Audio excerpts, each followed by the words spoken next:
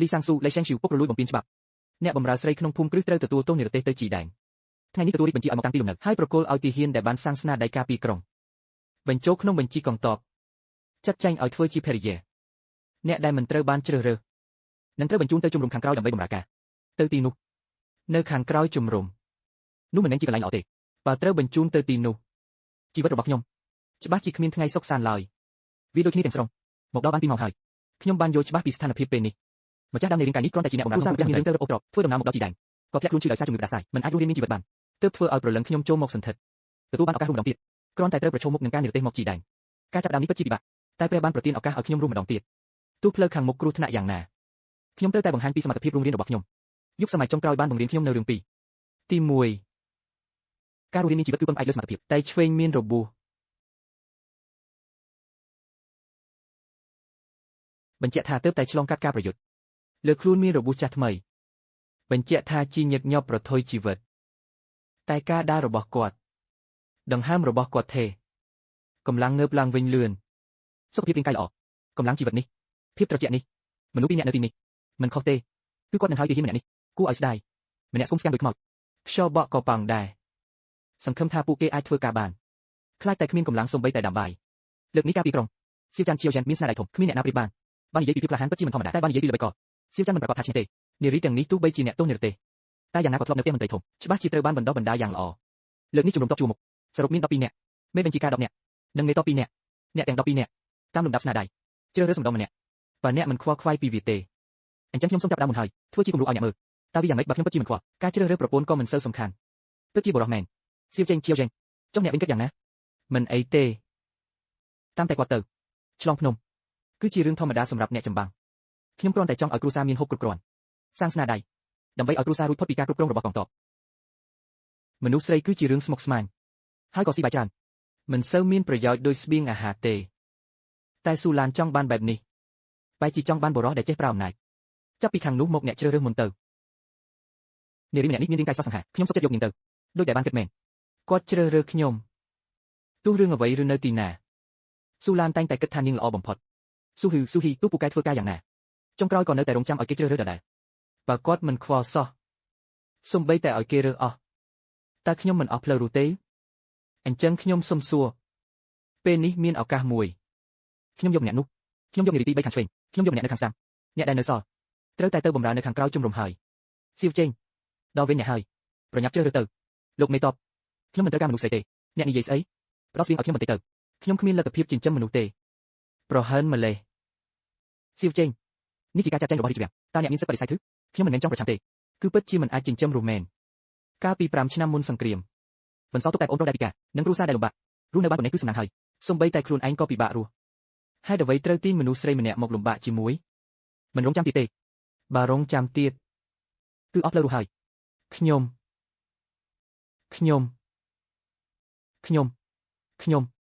ំល្អតើនាងចង់ធ្វើអ្វីជានារីម្នាក់បែរជាហ៊ានចេញមុខខ្ញុំមិនត្រូវការនាងទេខ្ញុំចេះដាំដុះចេះធ្វើម្ហូបចេះរៀបចំផ្ទះខ្ញុំមិនស៊ីបាយអ្នកទេក៏មិនធ្វើឲ្យអ្នកលំបាកដែរម្យ៉ាងទៀតអ្នកខ្លាំងពូកែនៅជាមួយអ្នកគឺមានសុវត្ថិភាពមើលទៅនាងមិនដូចអ្នកកុហកទេស្មោះត្រង់ណាស់នារីម្នាក់នេះល្អជាងពួកនារីដែលចេះតែយំរំខានប្រញាប់នាំនាងទៅផ្ទះទៅមិនប្រកាសថានាងអាចជួយការងារបានច្រើនពិតជានាងចិត្តស្មោះមែនអ្នកនៅរងចាំអ្វីទៀតទំហំក្រពះអ្នកធំល្បីឈ្មោះហើយបើមិនយកប្រពន្ធទេតើអាចស៊ីឆ្អែតបានទេរត់ច្រើនណាស់ពួកគេមិនជំរុញខ្ញុំទេនាងមិនមែនលុតជង្គង់អង្គវត្តទេតែពួកគេនិយាយថាឃើញខ្ញុំរឹងមាំហើយនាងនិយាយថានាងអាចមើលថែខ្លួនឯងបានមិនធ្វើឲ្យខ្ញុំលំបាកទេអញ្ចឹងខ្ញុំច្បាស់ជាជ្រើសរើសនាងហើយទៅសម្រាប់តាមនឹងចុះសៀវចេងអ្នកប្រញាប់នាំនាងទៅរៀបចំកន្លែងស្នាក់នៅទៅកុំយឺតយ៉ាវពេកសូម្បីតែនារីម្នាក់ក៏លឿនជាងអ្នកដែរកុំរុញ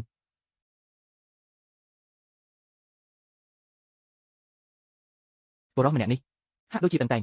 ថាតើមានហូបឬអត់ជីវិតនេះមិនជាបញ្ហាទេគ្រាន់តែជារឿងមុខមាត់សូមអង្វរគេឲ្យទទួលយកខ្លួនឯងសៀវចេញមើលទៅត្រជាក់ស្រេចពេញដោយក្លិនឈាមអ្នកណាទៅទ្រាំបានសៀវបាយជាវៃនាំប្រពន្ធមកវិញហើយពិតមែនតើអំបញ្ញមិញខ្ញុំឃើញស៊ីវឹងឆែនវែងក៏នាំមនុស្សស្រីម្នាក់មកដែរការចាត់ចែងរបស់រាជវាំងពិតជាចំណេញមិនបាច់ចំណាយប្រាក់ក៏បានប្រពន្ធគ្រាន់តែស្គមបន្តិចរាងកាយបែបនេះមើលទៅពិបាកណាស់អាចធ្វើការរួចឬកុំឲ្យតែជាកូនប្រសាស្រីក្បាលទៅមនុស្សនៅទីនេះនិយាយស្ដីត្រង់ក្រសែភ្នែកនឹងពាក្យសម្ដីទាំងនេះក្រសែភ្នែកនឹងពាក្យសម្ដីទាំងនេះ ក្រសែភ្នែកនឹងពាក្យសម្ដីទាំងនេះក្រសែភ្នែកនឹងពាក្យសម្ដីទាំងនេះក្រសែភ្នែកនឹងពាក្យសម្ដីទាំងនេះក្រសែភ្នែកនឹងពាក្យសម្ដីទាំងនេះក្រសែភ្នែកនឹងពាក្យសម្ដីទាំងនេះក្រសែភ្នែកនឹងពាក្យសម្ដីទាំងនេះក្រសែភ្នែកនឹងពាក្យសម្ដីទាំងនេះក្រសែភ្នែកនឹងពាក្យសម្ដីទាំងនេះខ្ញុំទម្លាប់បាត់ទៅហើយរឿងលំបាកជាងនេះខ្ញុំក៏ធ្លាប់ឆ្លងកាត់ដែរ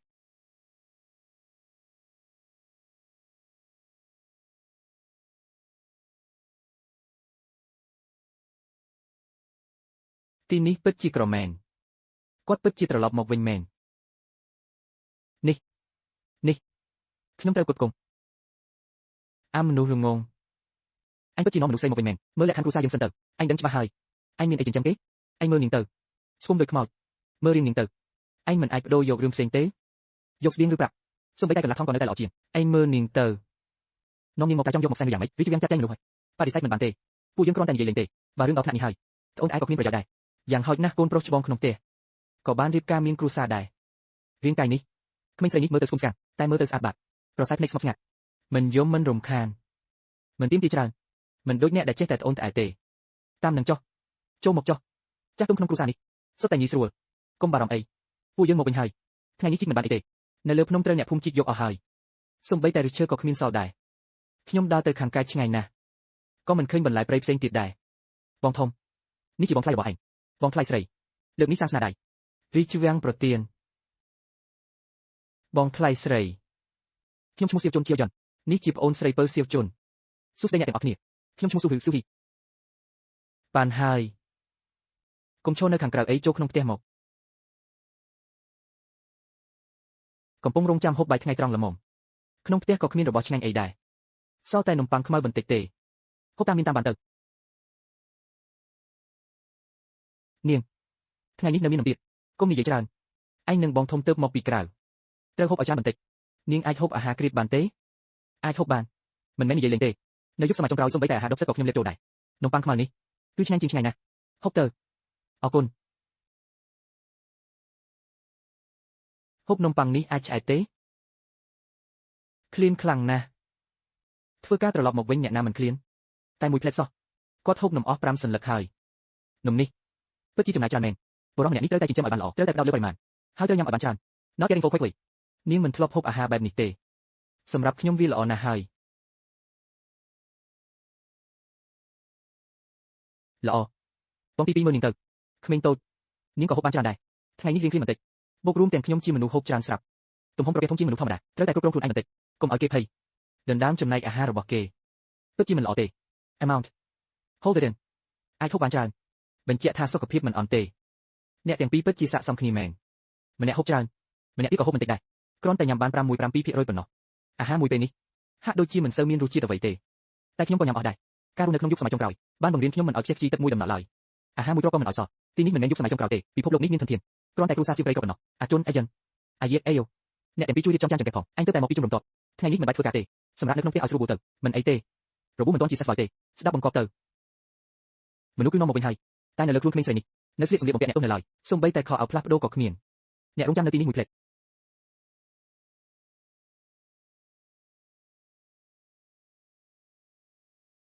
យកទៅឲ្យខ្ញុំឬចុះឲ្យអ្នកណាជារបស់ដែលខ្ញុំធ្លាប់ពាក់ការនៅក្មេងនាងយកទៅស្លៀកសិនទៅកុំឲ្យគេនិយាយបានថាកូនប្រសាគ្រូសាសៀវស្លៀកពាក់រហ័យរហ័សពេកនៅយុគសម័យចុងក្រោយខ្ញុំឃើញមនុស្សច្រើនណាស់បែកបាក់គ្នាដើម្បីនំប៉័ងមួយដុំចាក់ខ្សែក្រោយដើម្បីរស់រានមានជីវិតសាច់ញាតិឈ្មោះប្រកែកគ្នាមិត្តភក្តិក្បត់គ្នាជារឿងធម្មតាបើប្រៀបធៀបទៅគ្រូសាសៀវទោះជាក្របន្តិចមែនតែចិត្តមនុស្សមិនអាក្រក់ទេម្ដាយក្មេកមានចិត្តល្អចេះជួយយកអាសាគ្នាប្អូនសុទ្ធតែគោរពគ្នាគ្មានគំនិតអាក្រក់គិតតែប្រយោជន៍ខ្លួនឯងទេចំណែកឯសៀវជេងទោះក្របន្តិចក៏មិនអីដែរឲ្យតែមនុស្សចេះយោគយល់គ្នាម្យ៉ាងវិញទៀតខ្ញុំអាចរកប្រាក់បានកូនច្បងយកទឹកទៅឲ្យនាងផងឲ្យក្មេងស្រីនោះងូតទឹកផ្លាស់សម្លៀកបំពាក់ពីថ្ងៃនេះអញទៅដេកជាមួយអូនសិនទៅភាំងធ្វើអីអ្នកទាំងពីរមិនទាន់បានរៀបការត្រឹមត្រូវទេមិនមែនចង់ដេកជាមួយគ្នាឥឡូវនេះទេដឹងបាទ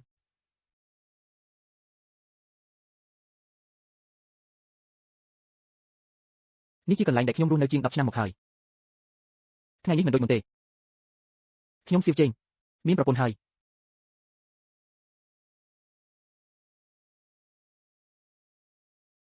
ទឹកចាក់រួចហើយនាងងូតទឹកនៅទីនេះចុះពីថ្ងៃនេះនាងសម្រាប់នៅទីនេះសិនទៅខ្ញុំទៅគេងជាមួយអូនចាស់នាងមិនបាច់ក្រែងចិត្តពេកទេយើងជាប្តីប្រពន្ធនឹងគ្នាទំនាក់ទំនងនេះคล้ายជាការពិតហើយយើងត្រូវតែប្រញាប់សាំនឹងវត្តមានរបស់គ្នានឹងគ្នាទើបជាការល្អសម្លៀកបំពាក់នេះ ស្អាតណាស់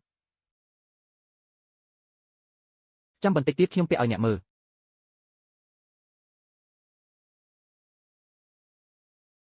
បងប្រុសតើបងកំពុងភ្លឹកមើលអ្វីពាក្យចាំអារ៉ាមមានច្រើនណាស់គ្រួសារនេះហាក់ដូចជាខុសពីអ្វីដែលខ្ញុំបានគិតគួរឲ្យចាប់អារម្មណ៍ជាងនេះទៅទៀតពិតជាមាននិស្ស័យមែនម្ចាស់ដើមមិនត្រឹមតែមានឈ្មោះដូចគ្នាទេសូម្បីតែមុខមាត់ក៏ស្រដៀងគ្នាដែរមិនប្រកាសទេនេះអាចជាអតីតជាតិរបស់ខ្ញុំស៊ូហ៊ឺដែលមកពីយុគសម័យចុងក្រោយគឺជាជីវិតដែលខ្ញុំអាចគ្រប់គ្រងដោយខ្លួនឯងបានការរៀបចំខ្លួន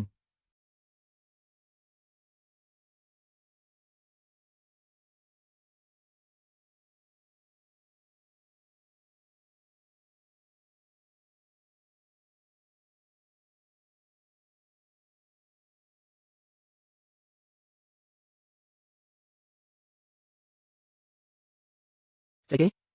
ឲ្យខ្ញុំមើលបន្តិចមកស្ទើរតែចំណាំមិនបានពីមុនខ្ញុំអាក្រក់មើលណាស់មែនទេមិនមែនអាក្រក់មើលទេគ្រាន់តែមើលទៅយ៉ាប់យឺនពេកឥឡូវនេះស្អាតណាស់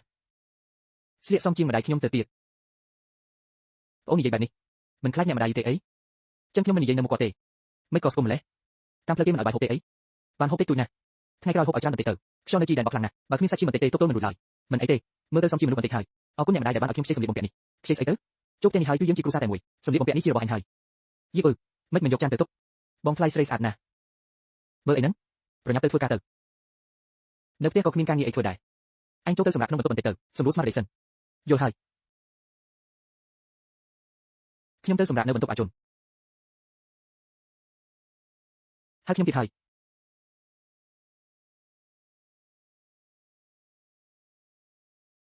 ធម្មពលប្រព័ន្ធឈើនៅតែមានឲ្យតែមានរុក្ខជាតិខ្ញុំនឹងមានវិធីបងថ្លៃបងភ្ញាក់ហើយបន្តិចទៀតខ្ញុំនឹងឡើងភ្នំទៅជីកបន្លែព្រៃទីបំផុតមានឱកាសឡើងភ្នំទៅមើលហើយមួយរយៈនេះដំណាំក្នុងស្រែមិនសូវបានផលទេអ្នកភូមិម្នាក់សុទ្ធតែឡើងភ្នំរកអាហារខ្ញុំចង់សាកផ្លូវផ្សេងដើម្បីសាកល្បងសំណាងមើលខ្ញុំទៅជាមួយបងដែរបងថ្លៃស្រីក៏ទៅដែរឬយ៉ាងណាក៏ខ្ញុំនៅទំនេរដែរគ្រូសាសៀវឥឡូវមួយថ្ងៃហូបបាយតែពីរពេលទេអាហារមួយពេលនោះគឺជាអាហារថ្ងៃត្រង់ផងនិងអាហារពេលល្ងាចផងអារម្មណ៍ដែលដេកទាំងឃ្លានខ្ញុំស្គាល់ច្បាស់ណាស់ប៉ុន្តែដោយសារខ្ញុំអាចរកអាហារបានខ្ញុំមិនអាចអង្គុយនៅស្ងៀមបានទេអ្នកទាំងពីរទៅចុះតែកុំដើរទៅឆ្ងាយពេកណាថ្មីនេះស្មៅនៅលើភ្នំស្ងួតស្លាប់អស់ហើយបើអាចជីកបន្លែព្រៃបានខ្លះមកវិញគឺល្អណាស់ហើយមិនប្រកាសទេថ្ងៃនេះអាចនឹងរកបានឲ្យតែនៅលើភ្នំនៅមានរុក្ខជាតិខ្ញុំនឹងមានវិធីបងថ្លៃតោះយើងទៅកន្លែងទាំងនេះអ្នកភូមិធ្លាប់មកច្រើនដងហើយអ្វីដែលអាចរកបានគឺគេរកអស់ទៅហើយជុំវិញនេះត្រូវគេជីកអស់លីងហើយចឹងយើងមានតែទៅរកនៅកន្លែងដែលអ្នកដទៃមិនចាប់អារម្មណ៍បន្លែព្រៃមិនដុះនៅកន្លែងដែលងាយឃើញពេកនោះទេសំណាមគឺជាចន្លោះយ៉ាងថ្មគឺជាចំណុចសំខាន់បងថ្លៃខ្ញុំទៅមើលខាងនោះបន្តិចអូខេ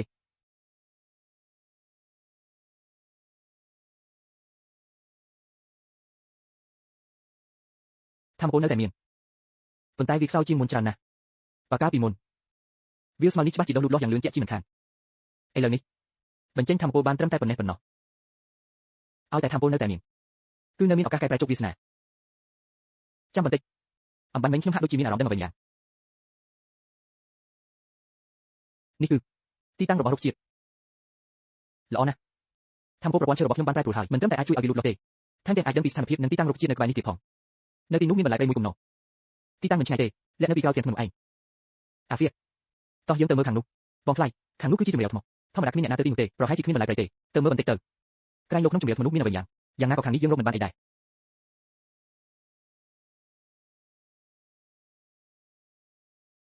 បងថ្លៃមានបន្លែព្រៃនៅទីនេះពិតជាមានមែន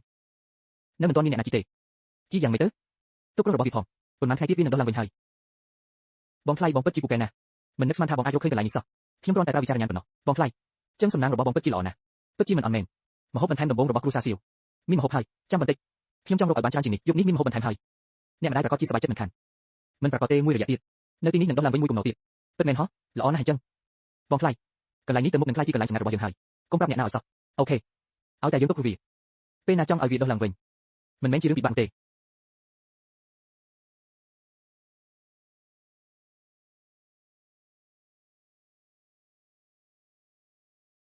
អាហ្វៀត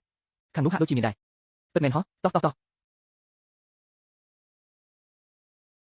សំណាងថ្ងៃនេះពិតជាល្អណាស់បងថ្លៃថ្ងៃនេះខ្ញុំនាំបងឡើងភ្នំ ពិតជានាំមកត្រូវមែនថ្ងៃក្រោយខ្ញុំនឹងដើរតាមបងហើយឲ្យតែនៅលើភ្នំមានរុក្ខជាតិខ្ញុំច្បាស់ជារកឃើញមិនត្រូវទេខាងនោះមិនមែនជាស្មៅធម្មតាទេរបស់នេះមានតម្លៃជាបន្លែព្រៃទៅទៀតបងថ្លៃ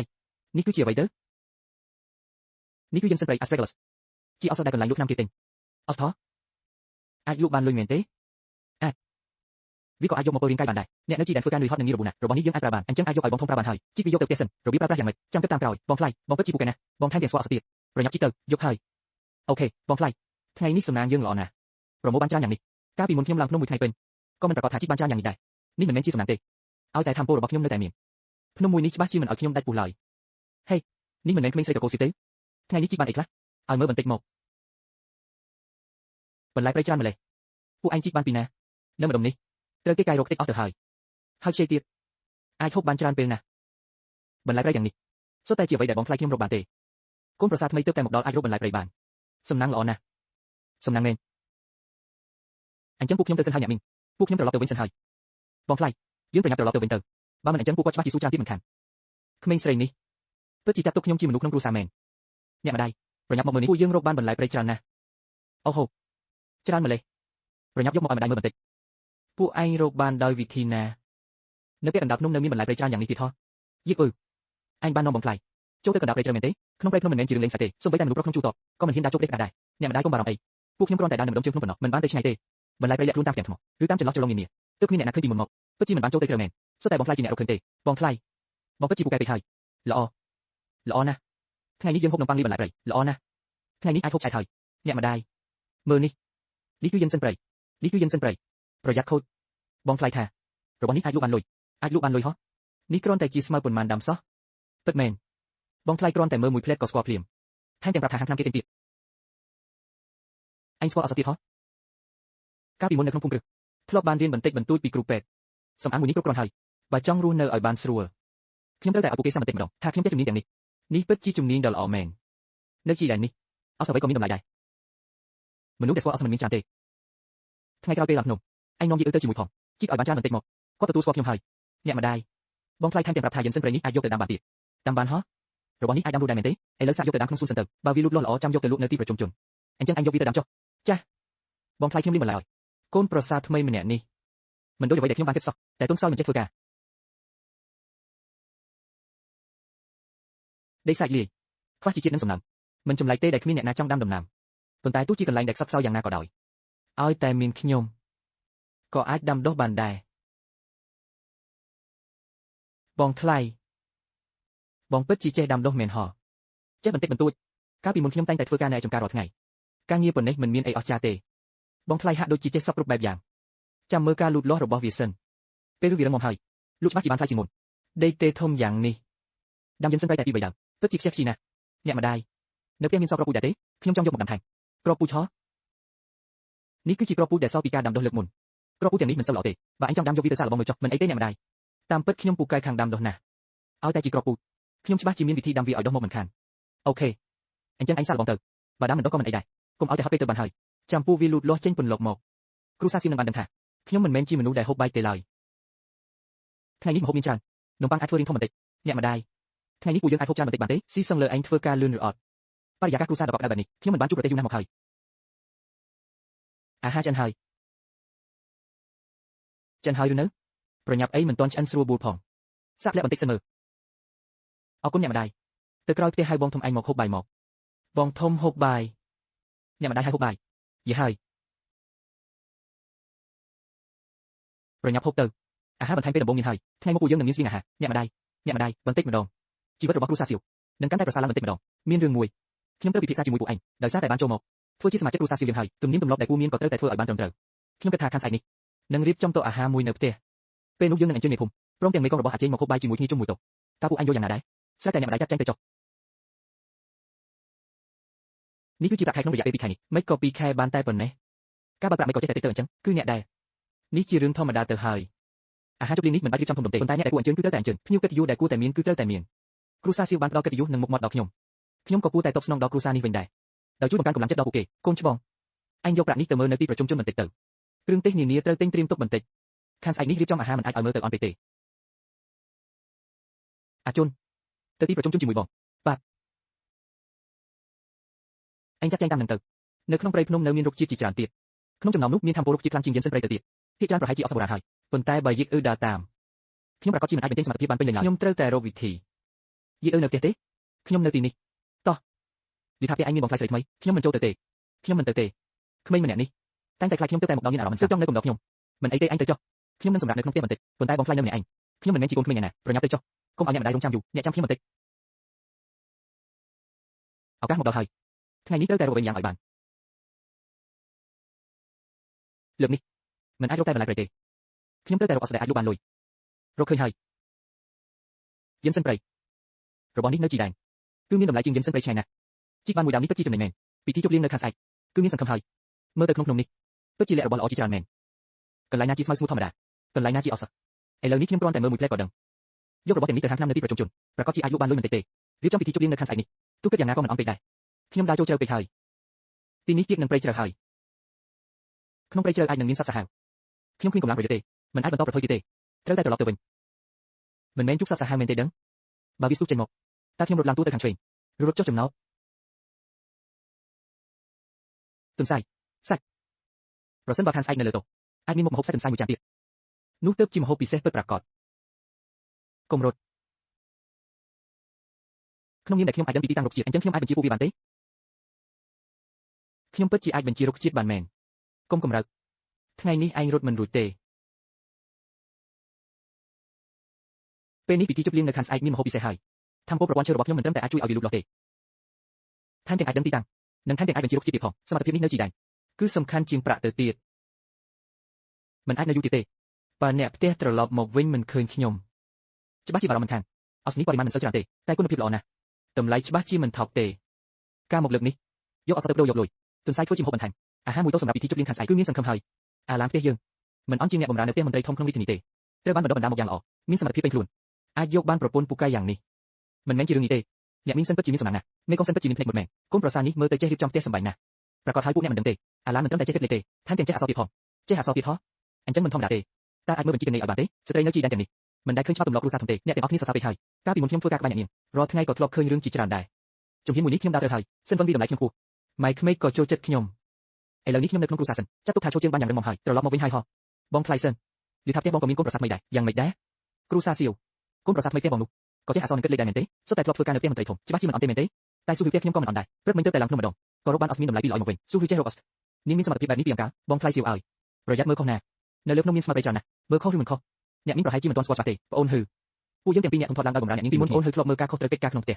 ជួយរៀបចំសម្លៀកបំពាក់និងគ្រឿងអលង្ការរបស់អ្នកនាងចាត់ចែងអាហារហូបចុករបស់អ្នកនាងចំណែកខ្ញុំវិញភាគច្រើនទទួលខុសត្រូវកិច្ចការខាងក្រៅអំដំណើរអ្នកនាងទៅក្រៅនឹងទទួលភ្ញៀវមើលទៅតែពិតជាមិនធម្មតាមែនហាក់ដូចជាធ្លាប់ឃើញរឿងរ៉ាវច្រើនចេញមកពីរាជធានីដូចគ្នាខ្ញុំទើបជាអ្នកដែលមានមុខមាត់ជាងគេនោះមិនមែនកូនប្រសាគ្រូសាសៀវទេអីកូនប្រសាគ្រូសាសៀវនាងស្វីស្អីហ្នឹងជីកបានអស់បន្តិចបន្តួចពិតជាអស់មែនអូទុនសាយមើលជើងវាទៅថត់ត្រលុកត្រលុនណាស់ខ្សែចំណងកុំឲ្យរបូតឲ្យសោះសំណាងនាងពិតជាល្អណាស់អ្នកមីងសៀវកូនប្រសាអ្នកមីងពិតជាមានប្រយោជន៍មែនអស់ដូរយកលុយទុនសាយហូបយកសាច់ទាំងនេះសុទ្ធតែជារបស់ជាក់ស្ដែងគ្រាន់តែមានសំណាងបន្តិចប៉ុណ្ណោះគ្មានអ្វីអស្ចារ្យទេប្រសាភ្នែកអ្នកទាំងនេះដែលសម្លឹងមើលនាងគឺរំភើបជាងពេលសម្លឹងមើលខ្ញុំអំបញ្ញមែនទៅទៀតអូនហឺតាំងពីពេលណាមកដែលអូនស្គាល់អស់ពីមុនពួកយើងរស់នៅជាមួយគ្នាមិនក៏ខ្ញុំមិនដឹងសោះទោះពួកយើងរស់នៅជាមួយគ្នាមែនតែក៏មិនមែននៅជាមួយគ្នាគ្រប់ពេលដែរម្យ៉ាងទៀតខ្ញុំចេះអ្វីខ្លះតើខ្ញុំត្រូវរីកាប្រាប់បងគ្រប់រឿងអូនហឺមិនមែនបងស្រីចេះដឹងរឿងទេក្នុងនាមដែលមានគ្រូសាហើយការហៅឈ្មោះខ្លះក៏គួរតែកែប្រែដែរមិនក៏នៅតែហៅអ្នកមីងទៀតនោះជារឿងគ្រូសារបស់ពួកយើងគ្រូសាសៀវរបស់ពួកយើងទោះជាក៏មិនឲ្យកូនប្រសាថ្មីលំបាកទៀតដែរខាងស្អែកពេលរៀបការសំពះផ្ទឹមហើយនាងនឹងបដូរការហៅដោយខ្លួនឯងហើយគ្រូសាសៀវចង់រៀបការសម័យនេះហើយនៅរៀបការឲ្យនាងទៀតគ្រូសាសិនមិនដែលនិយាយពីវាទេផ្លឹកធ្វើអីតោះត្រឡប់ទៅផ្ទះគ្រូសាសៀវផ្ដល់កិត្តិយសឲ្យខ្ញុំក៏ត្រូវតែរៀបចំពិធីជប់លៀងនេះឲ្យបានល្អគ្រូសាសៀវចង់រៀបការឲ្យស៊ូហឺបើគ្រូសាសិនគ្មានសកម្មភាពអ្វីសោះអ្នកភូមិច្បាស់ជានាំគ្នាប្រៀបធៀបមិនខានខ្ញុំដាច់ខាតមិនអាចចាញ់នាងក្នុងរឿងនេះទេអ្នកម្ដាយមានការអីតាមពិតខ្ញុំក៏មិននឹកស្មានថាគ្រូសាសៀវរៀបការឲ្យអូនហឺដែររៀបការអ្នកណាទៅខ្វល់សម័យនេះហើយនៅរៀបចំពិធីជប់លៀងទៀតមិនខ្លាចខាតស្វីនទេគ្រាន់តែថាបើគ្រូសាសិនយើងមិនរៀបចំទេអ្នកភូមិប្រហែលជានឹងគិតដេកផ្ដាស់ហើយគិតដេកផ្ដាស់ខ្ញុំនឹងអូនហឺមកពីកន្លែងតែមួយអ្នកភូមិជាមិនផុតពីការប្រៀបធៀបពួកយើងទេបងហ្វឹងនឹងសៀវចេងសុទ្ធតែជាមេកងដូចគ្នាគ្រូសាសៀវរៀបការគ្រូសាសិនគ្មានសកម្មភាពអ្វីសោះត្រូវហើយមិនក៏ខ្ញុំមិនបានគិតដល់ចំណុចនេះបែបនេះមិនកើតទេគ្រូសាសិនយើងមិនអាចឲ្យគេមើលងាយបានទេអ្នកម្ដាយគ្រាន់តែរៀបចំពីទៅសាមិនទៅបានហើយក៏មិនអស់ប៉ុន្មានដែរបងហ្វឹងគឺជាមេកងមិនអាចឲ្យគ្រូសាសៀវយកឈ្នះបានទៅត្រូវហើយតោះត្រឡប់ទៅពិភាក្សាជាមួយអាវឹងយើងក៏ត្រូវតែរៀបចំពិធីជប់លៀងនេះដែរស៊ូហឺប្រគល់ឲ្យឯងហើយបងថ្លៃបងចូលប្រៃតែម្នាក់ឯងហ៎បានហើយចូលផ្ទះសិនចាំនិយាយគ្នាបងថ្លៃទាំងនេះសុទ្ធតែជាឱសថទាំងអស់ហ៎ចាស់នេះគឺជាយិនសិនប៉ុន្មានដើមនេះគឺយិនសិនព្រៃនៅមានរមៀតព្រៃនិងដំឡូងព្រៃនេះមិនមែនជាស្មៅព្រៃធម្មតាទេនេះគឺសុទ្ធតែជាប្រាក់ហើយតើអូហូអស់ច្រើនយ៉ាងនេះបងថ្លៃរបស់ទាំងនេះពិតជាអាចលក់បានលុយមែនទេអាចលក់បានទោះបីជាបរិមាណមិនសូវច្រើនតែគុណភាពល្អណាស់បើលក់ឲ្យហាងឆ្នាំនៅទីប្រជុំជនប្រកាសជាអាចដូរបានប្រាក់ប៉ុន្មានដំណឹងមិនខានសៀវចេងក្មេងនេះពិតជានាំមកវិញនៅកូនប្រសាដែលមានសំណាងមែន អ្នកម្ដាយខ្ញុំត្រឡប់មកវិញហើយទៅណាទៅមកវិញបាត់ឯងតែម្នាក់ឯងខ្ញុំចង់ឲ្យពិធីជប់លៀងនៅខាងស្អែកមានមុខមាត់បន្តិចក៏ឆ្លៀតចាប់បានទន្សាយមួយក្បាលមកវិញដែរទន្សាយមានទន្សាយទៀតខាងស្អែកមានសាច់គ្រប់ហើយក្នុងព្រៃជ្រៅមានគ្រោះថ្នាក់ណាស់លើក្រោយបើចង់ទៅហៅខ្ញុំផងគាត់មិនមែនបន្ទោសខ្ញុំទេគឺខ្លាចខ្ញុំមានគ្រោះថ្នាក់ចាស់លើក្រោយខ្ញុំនឹងប្រាប់អ្នកទាំងអស់គ្នាមុនបើរបស់ទាំងនេះពិតជាអាចដូរជាប្រាក់បានមែនពិធីជប់លៀងខាងស្អែកនឹងជីវភាពគ្រួសារយើងច្បាស់ជាទូធាជាងមុនមិនខានអាចេងកូនមើលនេះគឺយើងសិនណាខ្ញុំធ្លាប់ប្រាប់ហើយខ្ញុំពូកែណាទីបំផុតខ្ញុំមិនត្រឹមតែជាអ្នកដែលគ្រួសារនេះខ្ញុំចាប់ដើមអាចនាំយករបស់របរមកឲ្យគ្រួសារនេះហើយនាំមកនៅក្តីសង្ឃឹមដូចតែខ្ញុំបានគិតមែននៅតែជាមនុស្សមានសមត្ថភាពប្រញាប់រៀបចំឲ្យបានទុកសិនទៅអស់សោះទាំងនេះហៅវាបន្តិចទៅថ្ងៃស្អែកចាំយកទៅសួរតម្លៃនៅទីប្រជុំជនអីវ៉ាន់ដែលកូនទិញមកគ្រប់គ្រាន់ហើយឬនៅ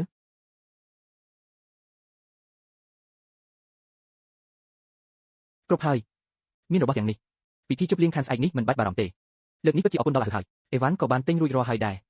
តែឥឡូវអ្នកទាំងអស់គ្នានៅទីនេះតើខ្ញុំអាចយកវាចេញមកយ៉ាងម៉េចទៅមានអីហោះគឺជារបស់ឯងស្អីគេអ្នកជាអ្នកទិញហោះដើរកាត់ហាងក៏ទិញមកតាមផ្លូវអ្នកច្បាស់ជាតាំងចិត្តទិញតែបែរជានិយាយថាទិញតាមផ្លូវទៅវិញអរគុណខាងស្អែកច្បាស់ជាបានប្រើវាហើយបរិះម្នាក់នេះមើលទៅស្ងៀមស្ងាត់តែក្នុងចិត្តក៏ចេះគិតគូរដែរយប់មិញបានប្រើធម្មពលចិញ្ចឹមវាមួយសារទៀតគុណភាពគឺល្អជាងរបស់ព្រៃធម្មតាឆ្ងាយណាស់ឲ្យតែថៅកែហាងថ្នាំស្គាល់របស់ល្អតម្លៃប្រកាសជាមិនថោកទេទៅដល់ទីប្រជុំជនត្រូវសួរតម្លៃឲ្យច្បាស់លាស់បើអត់គ្មានតម្លៃកុំឲ្យគេបង្អាប់ថ្លៃបានឲ្យសោះអ្នកម្ដាយកុំបារម្ភអីត្រឡប់មកវិញលឿនបន្តិចប្រាប់ខ្ញុំផងថាលោកបានប្រាក់ប៉ុន្មាននេះជាលើកទី1ហើយតែខ្ញុំបានឃើញច្បាស់ពីតំបន់នេះជួរភ្នំវែងអន្លាយដីពណ៌លឿងឡើងចុះសែនស្ងាត់ជ្រុងតែលាតសន្ធឹងធំល្វឹងល្វើយថ្ងៃមុខបើចង់លក់អោសគឺត្រូវតែស្គាល់ហាងថ្នាំឲ្យបានច្បាស់រួមទាំងទីតាំងហាងអង្គរនិងហាងក្រណាត់ផងដែរបើចង់ឲ្យជីវភាពបានធូរធារមិនអាចនៅតែក្នុងផ្ទះបានទេឲ្យតែរកបានប្រភពចំណូលទេគ្រូសាស្ត្រប្រកាសជានឹងមានជីវភាពធូរធារបន្តិចម្ដងមិនខាននៅទីប្រជុំជនជីដែលនេះមានហាងថ្នាំតែពីរទេតែហាង GC ខាងទេដែលឲ្យតម្លៃយុទ្ធធម៌ទិញថ្នាំហោះថៅកែលោកទទួលទិញអត់ទេទទួល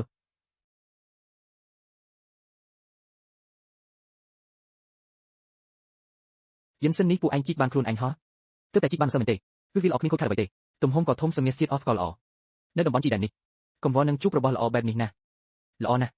់អស់សទាំងនេះមើលទៅល្អណាស់ខ្ញុំក៏មិនលាក់លៀមដែរនឹងឲ្យតម្លៃល្អមួយដល់ពួកឯងប្រាក់3តម្លឹង 6G គឺខ្ពស់ជាងអ្វីដែលខ្ញុំបានរំពឹងទុកទៅទៀតការប្រើធម្មពលចិញ្ចឹមពិតជាមានប្រយោជន៍មែនព្រមរំខានថៅកែហើយ3តម្លឹង 6G សម្រាប់គ្រួសារសៀវពេលនេះគឺពិតជាប្រាក់សង្គ្រោះជីវិតមែនជាលុយសុទ្ធ3តម្លឹង 6G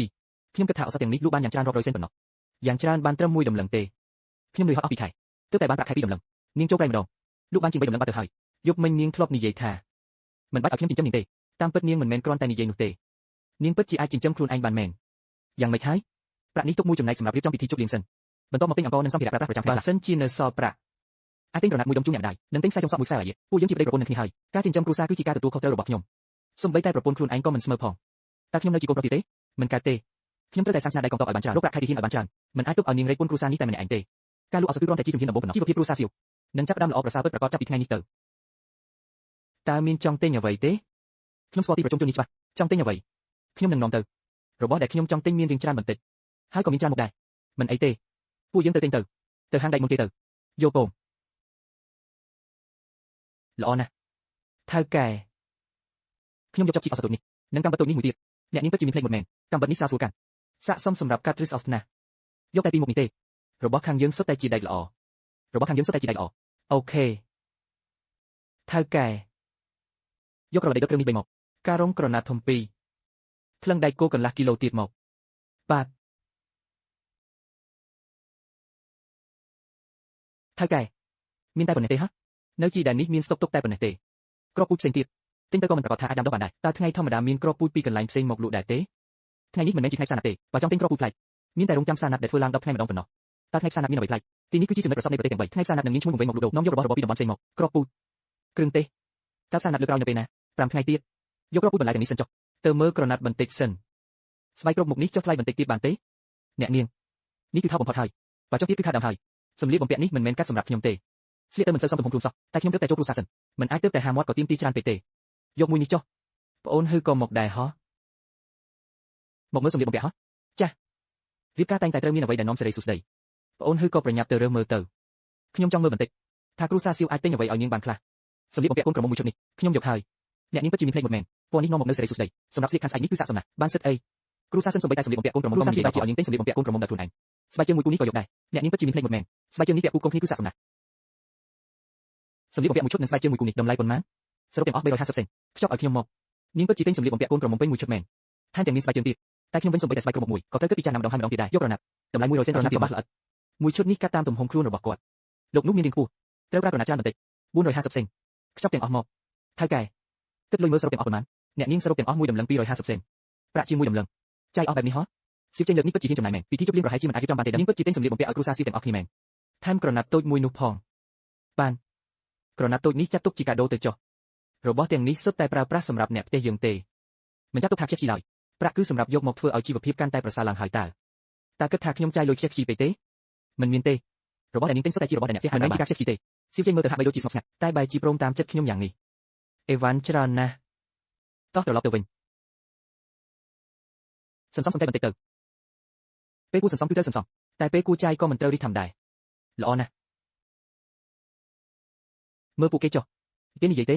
គ្រូសាសៀវទិញអីវ៉ាន់ជាច្រើនសម្រាប់រៀបការបែបនេះគឺច្បាស់ជារៀបចំពិធីជប់លៀងយ៉ាងអធិកមិននឹកស្មានថាគ្រូសាសៀវហ៊ានចំណាយម្លេះទេបងធំបងថ្លៃស្រីមិនក៏ទិញច្រើនម្លេះតើទិញអ្វីខ្លះហ្នឹងនេះចង់ទិញអីវ៉ាន់ពីផ្សារមកផ្ទះទាំងអស់ហើយមែនទេចុះប្រាក់វិញនៅសល់ប៉ុន្មានបងថ្លៃលក់អស់បានប៉ុន្មានដែរអស់លក់អស់ហើយសរុបបាន3តម្លឹង5មួយជីប៉ុន្មានត្រឹមតែអស់មួយកន្ត្រកហ្នឹងបងថ្លៃពិតជាលក់បានច្រើនម្លេះបងពិតជាពូកែណាស់លក់ចំណេញពីការលក់អស់នេះច្រើនជាងប្រាក់ខែខ្ញុំ2ខែបុកបញ្ចូលគ្នាទៅទៀតថ្ងៃនេះទិញឧបករណ៍គ្រឿងទេសនិងក្រណាត់ឥឡូវនៅសល់450សេនទិញឲ្យអ្នកម្ដាយនិងអាយីអស់ហើយនៅសល់ប៉ុន្មានទុកចាយវាឯងនេះពិតជាក្មេងល្អមែនទើបតែរកលុយបានក៏នឹកឃើញដល់ពួកយើងលើកក្រោយកុំចំណាយច្រើនបែបនេះទៀតមានទឹកចិត្តបែបនេះខ្ញុំត្រេកអរណាស់ហើយរៀបការគឺជារឿងមង្គលគ្រូសាជួបជុំគ្នាត្រឹមត្រូវទើបហៅថាការរស់នៅសមរម្យកូនប្រុសសុទ្ធតែជាមនុស្សរឹងរូសមិនចេះគិតមិនដូចកូនប្រសាស្រីទេដែលចេះយកចិត្តទុកដាក់អ្នកប្រាប់ថាខ្ញុំជ្រើសរើសបានបរិសុទ្ធដែលលេចធ្លោជាងគេជាមេកងរយអ្នកក៏ពិតមែនតែគ្រប់យ៉ាងមិនស្មើនឹងស៊ូឬទេបងហ្វឹងយ៉ាងម៉េចហើយខ្ញុំមានតែស្បែកក្រហមគ្រប់មុខមួយនេះប៉ុណ្ណោះតើវាមើលទៅសាមញ្ញពេកទេខាងស៊ូឬនោះបានទិញរបស់ជាច្រើនថ្ងៃស្អែកគ្រួសារយើងទាំងពីររៀបចំពិធីជប់លៀងជាមួយគ្នាជៀសមិនផុតពីការប្រៀបធៀបរបស់គេឡើយប្រាក់គ្រួសារយើងមានកំណត់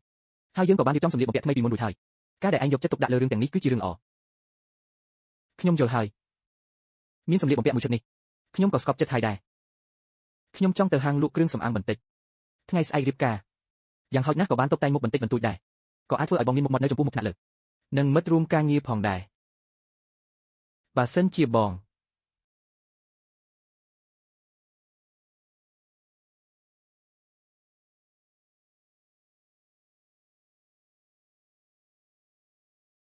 គិតយូរយ៉ាងនេះ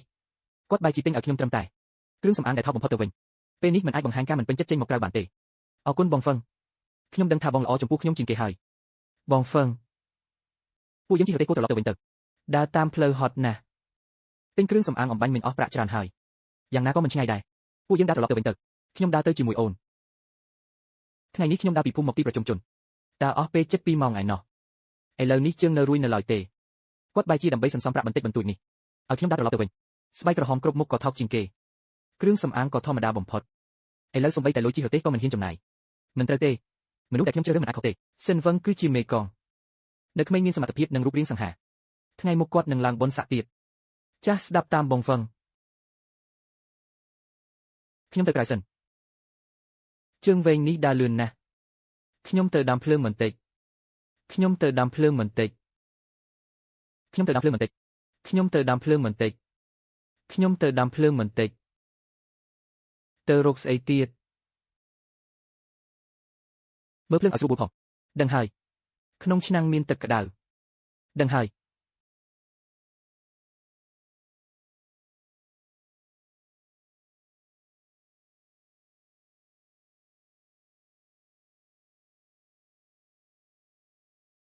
យ៉ាងណាក៏នៅមានពេលដែរ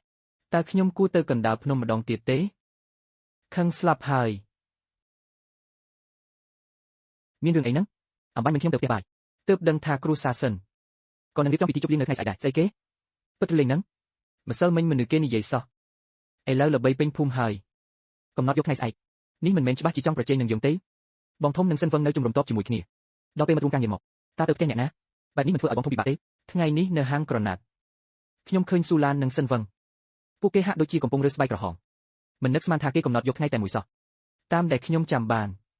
ស៊ូឡានតែងតែចង់ឈ្នះតែងតែចង់បានលេខ1ហើយតែងតែចង់សង្កត់ក្បាលខ្ញុំការដែលគ្រូសាសិនរៀបចំពិធីជប់លៀងព្រាមនេះប្រហែលជាពាក់ព័ន្ធនឹងនាងហើយបានហើយកុំខឹងអីគេចង់រៀបចំពិធីជប់លៀងក៏ទុកឲ្យគេរៀបចំទៅនេះក៏ហាមគេមិនបានដែរម្យ៉ាងទៀត ក៏គ្មានអ្នកណាកំណត់ថាថ្ងៃស្អែកអនុញ្ញាតឲ្យតែគ្រួសារយើងរៀបចំពិធីដែរគ្រួសារយើងប្រកាសរៀបចំពិធីមុនគេបែរជារើសយកថ្ងៃតែមួយគឺពិតជាមិនសមសោះនេះមិនមែនចង់ធ្វើឲ្យគេស្អប់ទេផ្ទះយើងថ្ងៃស្អែកយ៉ាងច្រើនរៀបចំតែពីរតុប៉ុណ្ណោះភ្ញៀវក៏មិនមែនជាប់គ្នាទាំងអស់ដែរថ្ងៃស្អែកគឺជាថ្ងៃសំខាន់កុំធ្វើអ្វីផ្ដេសផ្ដាសអីបានហើយកុំខឹងអីអ្នកដែលត្រូវមកគេនឹងមកហើយបើអ្នកទាំងពីរគ្មានការងារធ្វើទេទៅជួយកាត់ក្រដាសក្រហមឲ្យខ្ញុំទៅបងថ្លៃស្រីខ្ញុំចេះកាត់ក្រដាសខ្ញុំមកជួយបង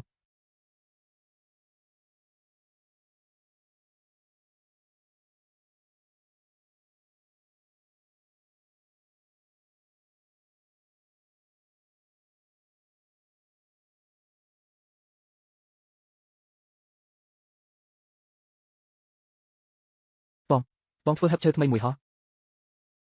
នេះគឺរៀបចំសម្រាប់អូនងាយស្រួលដាក់អីវ៉ាន់ចាត់ទុកជាកាដូរៀបការចុះក្នុងបន្ទប់ពិតជាទេស្អាតមែនសូម្បីតែប្រអប់ដាក់អីវ៉ាន់ក៏គ្មានដែរហឹបរបស់បងនេះមកតាន់ពេលណាស់ខ្ញុំចូលចិត្តណាស់អរគុណបងមិនឆ្ងល់ទេដែលយប់ពី3ថ្ងៃនេះបងធំឧស្សាហ៍តាមពិតគឺទៅរកឈើមកធ្វើហឹបសោះឯងនេះចេះដឹងមែនអូនមើលតែហឹបនេះគួរដាក់នេះណាដាក់ខាងក្បាលក្រោយទៅងាយស្រួលយកអីវ៉ាន់ល្អ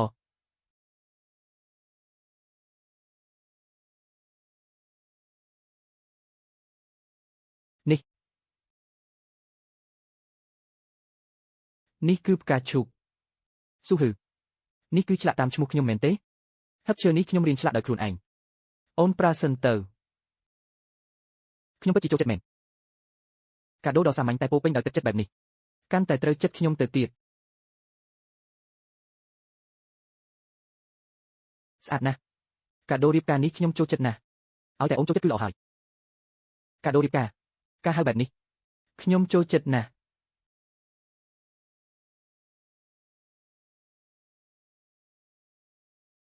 នាងក្រងសក់ឲ្យខ្ញុំថ្ងៃស្អែកជាថ្ងៃរៀបការដ៏ធំដុំគ្រឿងអលង្ការនេះពាក់ធម្មតាក៏បានប៉ុន្តែពាក់នៅក្នុងពិធីជប់លៀងគឺមើលទៅសាមញ្ញពេកហើយនេះគឺនៅហាងក្រណាត់ថ្ងៃនេះខ្ញុំសូមក្រណាត់ចម្រុះពណ៌ខ្លះពីថៅកែនេះប្រើការបានហើយបងថ្លៃតើបងកំពុងធ្វើអ្វីហ្នឹងខ្ញុំចង់ធ្វើផ្កាតូចមួយសម្រាប់ពាក់លើសក់ចាំខ្ញុំសាកមើលធ្វើបែបនេះមែនទេរឹតឲ្យតឹងបន្តិចសិនរួចបត់ចូលក្នុង